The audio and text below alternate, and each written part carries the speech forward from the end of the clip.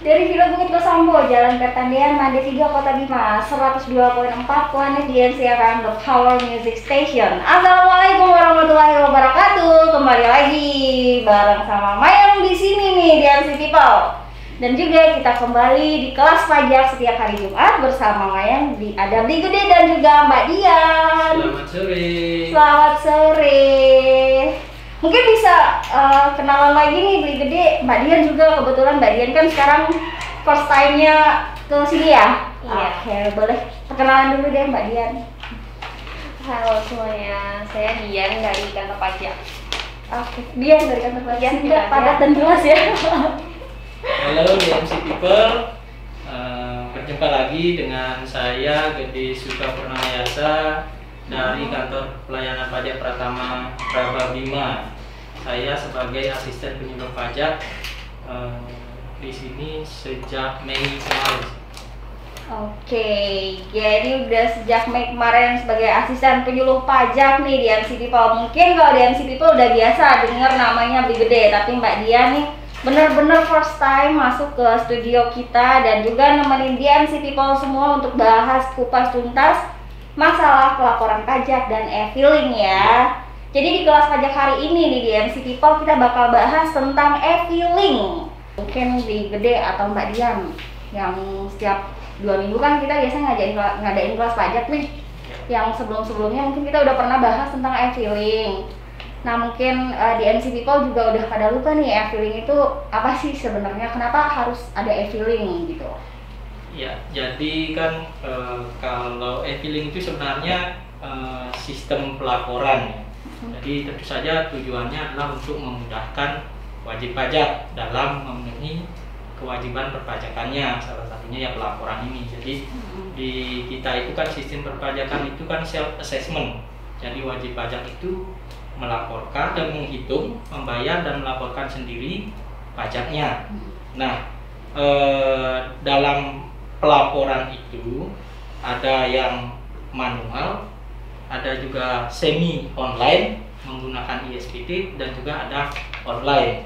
Nah, kedepannya kan kita ini kan sudah mulai teknologi informasi berkembang pesat gitu ya. Jadi untuk memudahkan wajib pajak dalam pelaporannya, jadi diciptakanlah sistem e-filing ini. Jadi perlu juga diketahui kalau ber-NPWP itu tidak harus belum tentu ada kewajiban membayar pajak ya. Tapi pelaporan ini sudah pasti. Jadi semua wajib pajak itu wajib membuat laporan tahunan, utamanya ya laporan tahunan. Jadi kalau wajib pajak orang pribadi melapornya itu kan 31 Maret untuk SPT tahunan, yaitu paling lambat 31 Maret tahun berikutnya. Ya, jadi 3 bulan lah waktunya untuk membuat laporan itu. Terus untuk badan 30 April tahun berikutnya. Jadi kalau badan itu kurang lebih 4 bulan seperti itu. Nah, dalam pelaporan itu sendiri kan tentu wajib pajak karena kesibukan mungkin kan bisa saja tidak sempat ke kantor pajak. Nah, dengan demikian difasilitasilah dengan sistem e-filing ini. Jadi wajib pajak nggak usah datang ke kantor pajak, tinggal melapor dari rumah bisa, dari mana saja bisa, asalkan ada jaringan internet seperti itu. Oke, itu di MC People ya. Jadi kenapa sih dibuat ya, e-filing ini biar sebenarnya untuk memudahkan juga. Jadi kalau misalnya berapa sih minimal usianya? Ber-NPWP-nya. Untuk ber-NPWP. Kemarin 18 tahun ya, tapi ke depan kan ini ada wacana juga NIK itu dijadikan NPWP. Iya, betul. Ya, seperti saya bilang tadi, ber-NPWP belum tentu harus membayar pajak, karena kan pajak itu nanti kalau memang sudah berpenghasilan seperti itu ya, kan ada kriteria tertentunya. Jadi kedepannya kalau sudah ada NIK itu nanti otomatis jadi NPWP. Nah nanti kan yang siapa yang wajib membuat laporan, nah itu nanti yang akan diatur tersendiri nanti. Oke, jadi gitu ya di MC People.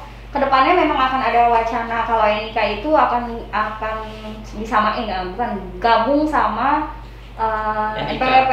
NIK jadi sekaligus dijadikan NPWP. Nah kalau sekarang kan kita masih pisah nih bikinnya KTP sama NPWP. Dan kalau misalnya udah punya NPWP itu kita wajib melaporkan pajak setiap tahun. Dan belum tentu walaupun kita itu wajib lapor, kita itu belum tentu bayar pajak. Jadi nanti ada hitungannya berapa. Yang paling penting adalah kita wajib lapor pajak setiap tahun. Karena kan di laporan pajak itu komplit di sana isiannya, bukan saja tentang pajak yang telah dipotong atau dibayar, tapi di sana juga ada laporan tentang harta, tentang hutang, data keluarga dan lain sebagainya. Nah, jadi di sanalah pentingnya melaporkan pajak. Jadi biar transparan lah gitu. Iya, jadi lebih transparan nih. Di MC People punya utangnya berapa, hartanya berapa, terus apalagi hutang, harta, data keluarga gitu. Jangan hanya hutang mencintai dia gitu di MC People ya.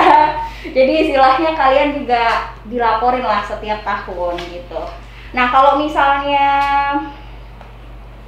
selama kita memiliki jaringan internet, DJP pajak ini kan udah benar-benar meringankan beban di MC People lah, di warga Indonesia gitu loh, lebih memudahkan dengan adanya DJP online. Terus kalau misalnya kita udah dapat e-filing nih, cara menggunakan e-filing itu gimana sih? Mungkin Mbak Dian bisa bantu? Nah, jadi sebelum kita mulai buat pelaporan e-filing, kita tuh harus wajib punya yang namanya EFIN. Atau kepanjangannya Electronic Filing Identity Number. Nah, EFIN ini mungkin sebelum-sebelumnya udah pernah dibahas juga ya di sini. Jadi EFIN ini untuk setiap NPWP itu satu, jadi nggak akan ganti-ganti lagi gitu. Dan EFIN ini hanya digunakan untuk registrasi awal. Jadi misalkan kita baru mau buat akun nih di DJP online buat pelaporan kayak gitu. Nah itu kita perlu yang namanya EFIN ini.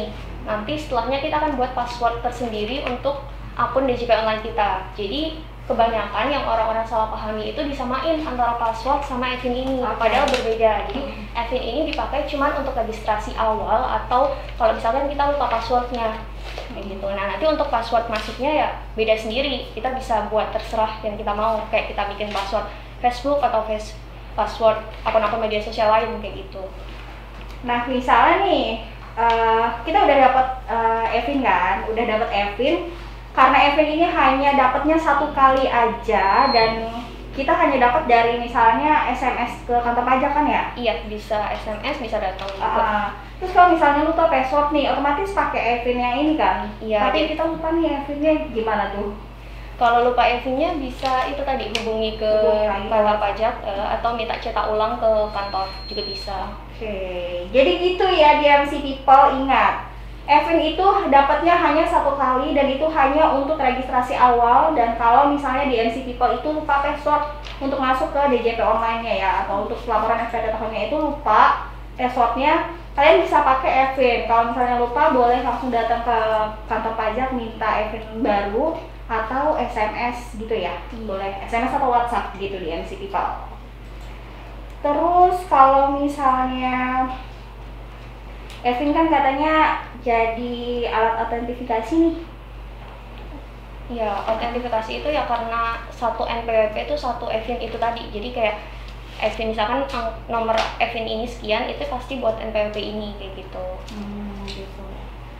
Berarti nanti langkah pertamanya langsung masuk ke DJP online. Ya, djponline.pajak.go.id. Nanti kita masuk ke sana. Kalau belum pernah punya akun, kita registrasi pakai EFIN itu tadi. Kalau misalkan udah punya, bisa langsung login aja, masukin NPWP sama password yang udah pernah kita buat itu. Sama nanti ada kode verifikasi, kayak kode captcha kayak gitu. Terus kita login. Kalau udah login, bisa masuk ke menu lapor. Nanti di menu lapor itulah akan ada e-filing. Nanti kalau kita udah masuk ke e-filing, kita bisa isi SPT. Dan isiannya ya mulai dari daftar penghasilannya, harta, hutang, keluarga. Terus ada lagi nggak? Kalau udah selesai mengisi SPT-nya itu akan pengirimannya itu pakai nomor verifikasi. Jadi kode verifikasi itu kita klik minta kode verifikasi, nanti kode verifikasinya akan dikirim ke email, terus kita masukin kode verifikasi itu, kita klik kirim SPT. Oke. Setelah itu, setelah kirim SPT udah selesai ya? Iya, udah selesai. Nanti akan muncul, jadi di DJP Online itu akan ada juga menu arsip SPT. Jadi misalkan kita udah pernah lapor tahun berapa aja akan muncul di sana. Jadi gitu ya, di MC lebih gampang nih sekarang. Kalau dulu kan ngurus-ngurus SPT nih agak ribet gitu. Aku tuh pernah tahun berapa ya, 2000, pokoknya udah beberapa tahun yang lalu ngurus SPT itu kita ngantri di kantor pajak itu dari pagi sampai sore, dan itu baru dapat gilirannya sore. Itu sumpah lapor pajak paling ribet menurutku. Dan tapi sekarang udah lebih gampang di MC People, kalian nggak perlu ngantri-ngantri lagi kayak dulu. Kalian tinggal lewat, selama punya jaringan internet ya, apalagi sekarang internet lebih gampang, tinggal akses aja ke laman djponline.go.id, nanti ada menu registrasi, tinggal registrasi aja di situ. Nah kemarin kan tadi kan kita udah bahas tentang kenapa sih dibuatkan e-filing, kemudian kita bisa akses DJP online-nya di mana, terus cara menggunakan e-filingnya juga udah kan ya. Nah masih tentang e-filing nih, sebenarnya yang bisa menggunakan e-filing itu siapa aja sih? Boleh Bli Gede atau Mbak Dian yang mau jawab? Mungkin saya coba jelaskan dulu ya. Jadi saya ambil scope ke lebih besar dulu lah. Jadi pelaporan online itu, kalau kita lihat di menu DJP online itu kan ada e-filing sama ada e-form itu secara umum ya. Jadi kalau e-filing itu biasanya dikhususkan menunya itu khusus untuk pegawai. Jadi yang penghasilannya dari pekerjaan, sehubungan dengan pekerjaan. Jadi misalnya pegawai negeri atau pegawai swasta.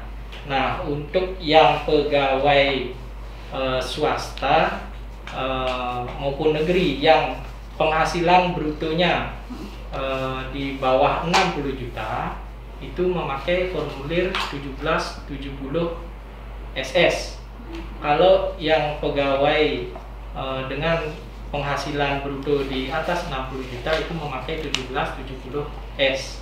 Jadi nanti wajib pajak tidak usah khawatir juga ketika kita masuk menu itu nanti ada pertanyaan di awal, kita akan ditanya tuh apakah penghasilannya di atas atau di bawah 60 juta. Nanti ketika kita jawab sesuai dengan bukti potong yang telah kita wajib pajak peroleh dari pemberi kerja, nanti akan diarahkan memakai formulir yang mana yang sesuai, seperti itu.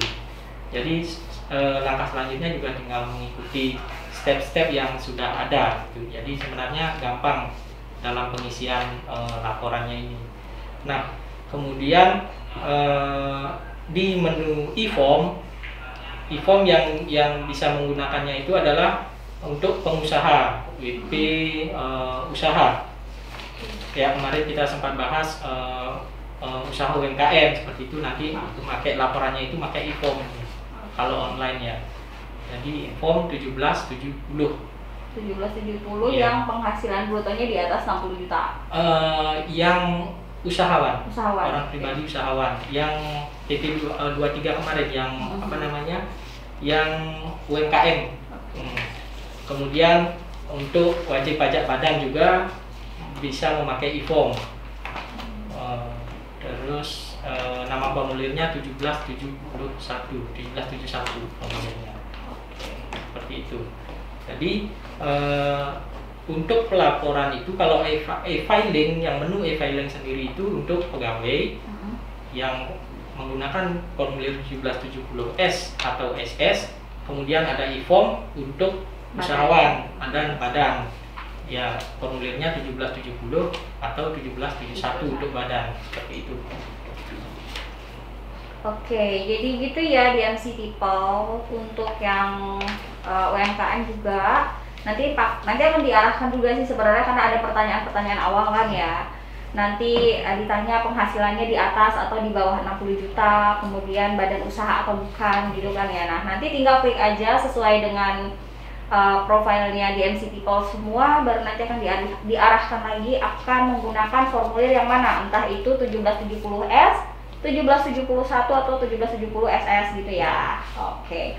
Nah di MC People buat yang pengen gabung nih bareng kita, buruan aja, kalian boleh langsung telepon, WA atau SMS di 081138 91024. Sekali lagi di 081138 91024. Oke. Dan masih di kelas pajak nih, mumpung kita masih bersama dengan para penyuluh pajak yang asik banget. Di MC People mau nanya tentang apa aja bisa langsung nanya, walaupun sekarang kita lagi ngebahas e-filing, kita bisa tetap nanya yang lain kan ya? Bisa. Boleh banget nih di MC People. Nah kalau misalnya untuk batas terakhir pelaporan pajak nih, baik melalui e-filing maupun manual, itu gimana nih Mbak Dian? Kalau untuk SPT tahunan orang pribadi itu batasnya tanggal 31 Maret tahun berikutnya. Jadi misalkan kita mau lapor SPT tahunan tahun 2020, batasnya adalah 31 Maret 2021. Untuk badannya, batasnya itu 30 April tahun berikutnya. Jadi kalau misalkan mau lapor SPT tahun 2020, batasnya tanggal 30 April 2021. Nah, ini kan di sini keuntungannya e-filing tuh tadi ya, kalau lapor online. Jadi kalau misalkan kita lapor manual kan, kalau udah jam 4 nih kantor tutup, udah nggak bisa lapor. Tapi kalau misalkan kita lapor online, mau malamnya pun di tanggal 31 Maret atau tanggal 30 April kita mau lapor tetap bisa. Oke. Yang penting belum melewati hari itu ya. Iya. Jadi walaupun lapornya misalnya jam 11.59 Masih bisa. itu detik-detik terakhir masih bisa kan ya. Yang Masih penting bisa. dikirim filenya itu sebelum jam 12 teng-teng pergantian hari di MC People. Jadi batas waktunya kalau untuk pribadi itu 3 bulan ya. Iya. Harus 3 bulan atau 31 Maret di tahun berikutnya, dan untuk badan itu 30 April tahun berikutnya, berarti 4 bulan gitu di MC Cuman People. kalau bisa kan kalau lapor lebih awal lah, jangan di mepet-mepet di hari akhir, karena kan seringnya kalau di akhir itu mungkin karena kebanyakan juga jadi servernya agak lambat, down gitu. Gitu biasanya kan kalau orang-orang Indonesia itu sih ya Senangnya di akhir ya. kami udah lama tinggal di luar senangnya itu pas detik-detik terakhir gitu, apalagi kalau ada diskon kalau ada diskon paling cepet. Nah jadi disarankan untuk laporan pajak laporlah lebih awal, biar saat orang lain lagi kepepet banget, wah belum lapor pajak, ini itu ngurusin ini itu lebih ribet lagi, kalian tinggal Facebookan, main Instagram gitu di rumah. Mungkin ada tambahan lagi Mbak Dian atau Beli Gede? Nah kalau terkait pelaporan mungkin terutama untuk ini ya, untuk PNS atau TNI, Polri dan pegawai negeri lah, itu kan sering terjadi tidak bisa melapor segera karena tidak mendapatkan bukti potong dari bendahara seperti itu ya. Mungkin terkendala dengan bendaharanya yang belum sempat membuat bukti potong A2 biasanya. Nah mungkin bisa diupayakan, mungkin dikoordinasikan dengan bendaharanya agar dibuatkan bukti potong lebih awal seperti itu, agar tidak telat nantinya, karena kan kalau telat jadi risiko pribadi kan, bisa kena sanksi keterlambatan lapor seperti itu. Nah, yang bikin agak bingung tuh sebenarnya lapor pajak misalnya di tahun 2020 itu kan kita lapornya di tahun 2021-nya ya. Iya. Berarti mulai masuk Januari sampai Maret kan, 3 Iya. bulan itu rentang waktunya ya. Kita lapor di bulan Januari pun nggak masalah. Malah lebih baik kalau Lebih di baik. Januari. Oke. Ikan sepat, ikan gabus. Ya, ikan sepat, ikan Cepat, gabus, ikan cakep. bagus. Oh iya, ikan sepat, ikan gabus, cakep. Lebih cepat, lebih bagus. Yuk kepala mainan yuk gitu. Jadi di MC People sebenarnya yang kata 31 Maret di tahun berikutnya untuk perorangan ya, orang pribadi itu kalian rentang waktu di tahun berikutnya itu bisa lapor pajaknya mulai dari Januari. Terakhir banget itu tanggal 31 Maret pukul 11:59 gitu. Kalau untuk badan usaha 30 April di tahun berikutnya. Jadi pelaporan pajak yang dari Januari sampai Desember 2020, dilaporkannya dari Januari sampai 30 April 2021 gitu ya. Untuk UMKM nih, karena di Bima ini kan banyak banget UMKM gitu kan. Nah, kalau misalnya untuk UMKM-nya sendiri, untuk pelaporan pajaknya itu gimana sih? Bisa nggak sih dia lapor online juga kalau untuk UMKM gitu? Terus sistem pajaknya gimana sih sebenarnya? Ya, kalau UMKM itu tadi juga sempat saya singgung sedikit ya kalau untuk pelaporannya. Jadi kalau pelaporan untuk UMKM itu memakainya formulirnya 1770. Jadi kalau di sana itu sebenarnya yang paling penting diisi itu adalah di lampiran 3-nya. Di sana ada penghasilan final atas peredaran bruto tertentu. Nah, jadi di sana itu berisi rekap penghasilan finalnya dan pajaknya, yaitu 0,5% dari omset tersebut. Ya. Jadi terus aspek apanya tadi Pak? Ininya ya? Laporannya Tadi udah pakai 1770. Jadi itu bisa memakai online juga. Bisa online juga dengan menggunakan e-form. Jadi formulirnya tetap 1770 namanya. Itu ada ini nggak sih, klasifikasinya nggak sih UMKM yang misalnya berapa pemotongannya berapa, kayak misalnya kayak kalau karyawan itu kan misalnya PTKP-nya berapa gitu kan, nggak kena pajak tuh. Nah, kalau UMKM berlaku hal yang sama juga nggak sih? Oh ya, gini, UMKM itu di kita kan wajib pajak yang peredaran brutonya di bawah 4,8 miliar setahun. Jadi bisa orang pribadi, bisa badan gitu. Jadi kalau orang pribadi tadi pakai 1770, kalau badan itu pakai tetap 1771, walaupun ada laporan keuangan segala macam, tapi tetap penghitungan pajaknya ya dari rekap peredaran brutonya tiap bulan itu nanti direkap, dimasukkan ke ke form untuk 1770 ke lampiran 3, kalau untuk 1771-nya di lampiran 4 kalau nggak salah, pada 5 itu. Jadi ada 2 formulir ya sebenarnya untuk UP 1770, untuk badan 1771. Berarti dia mulai dari 4,8 miliar per tahun atau di bawah itu gitu? Kalau di bawah itu. Kalau di bawah 4,8 miliar per tahun berapa tuh potongannya?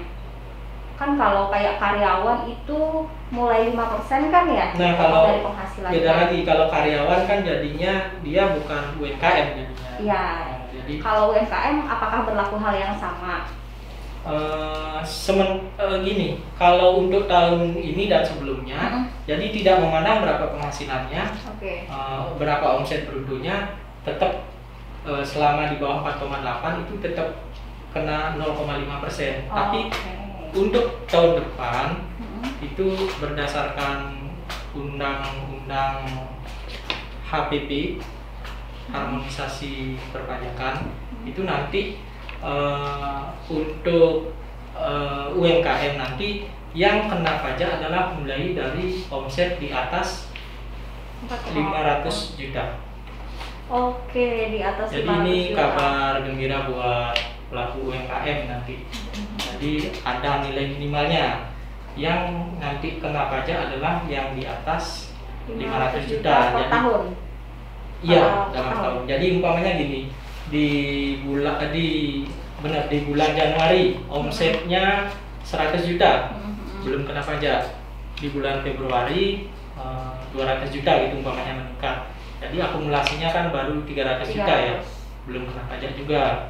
Terus kemudian di Maret mungkin penghasilannya 200 juta lagi gitu, kan baru akumulasi baru 500, belum kena pajak. Terus April ada penghasilan 200 juta lagi, baru kena pajak 0,5% dari 200 juta itu.